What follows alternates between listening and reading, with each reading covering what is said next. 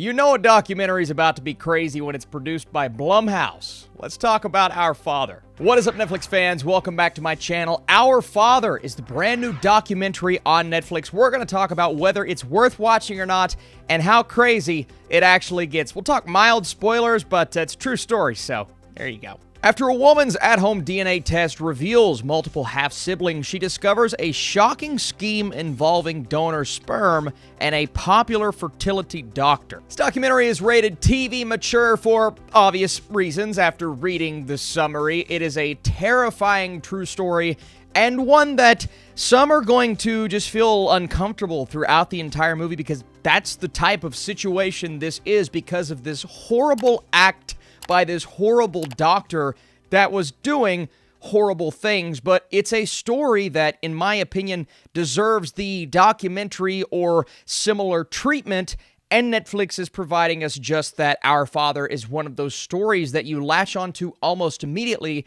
because you feel for everyone involved. I found it interesting because not only are we following Donald Klein, aka the man behind these despicable acts, but because we're also dealing with all of these half-siblings finding each other throughout the documentary, and the way they continue to escalate this situation, at first telling us, well, we thought there would be no more than 5. We thought there would be no more than 10. And that number continues to go higher and higher throughout the documentary.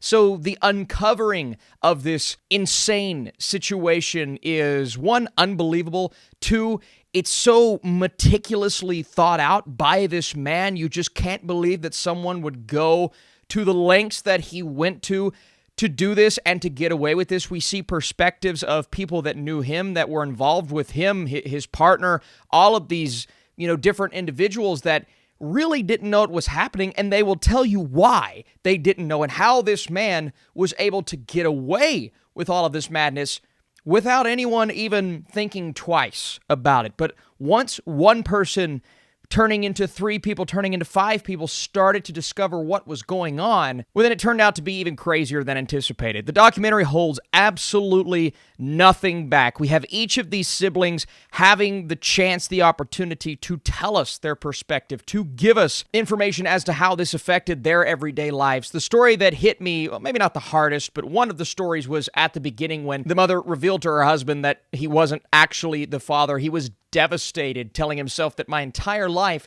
has been a lie. And I'm sure that was the case with multiple people involved, but it all comes back to Klein, but not only back to Klein. We're dealing with the fact that the laws in these certain states can't bring him to justice because he currently remains a free man, at least while we're watching the documentary. And that, to me, and Netflix is always doing this. They did this with a film earlier in the year with The Tinder Swindler, someone who is still running around after tearing up and destroying the lives of multiple individuals. This is the same case, but I believe on a much more drastic scale, and it's horrifying what he was able to do and get away with. They're unable to bring him to justice. That, to me, was the biggest shock factor of this documentary.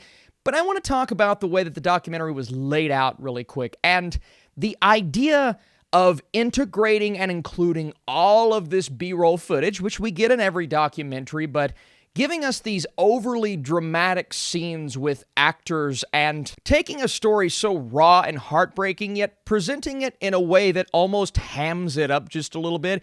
It creates a more cheesy experience rather than what should be emotionally affecting us. I thought the interviews were good, and the idea that we had so many interviews and the varied discussions at points, that was nice. But then we'll go to the actors and the way that it's played out and staged up, and sometimes I really enjoy that if it sticks with the tone that we're going for.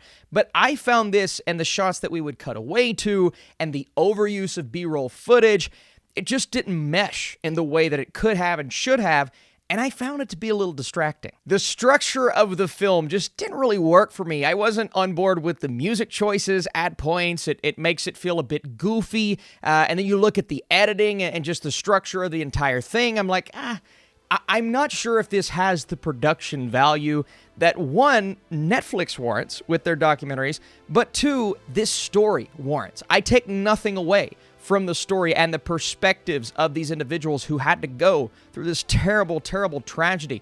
But looking at it as a film, I just wish it was put together a bit better. I believe at that point, I would have been more emotionally impacted, even though I was definitely emotionally invested. At the end of the day, even with my production issues, is this worth watching just to know that this actually happened?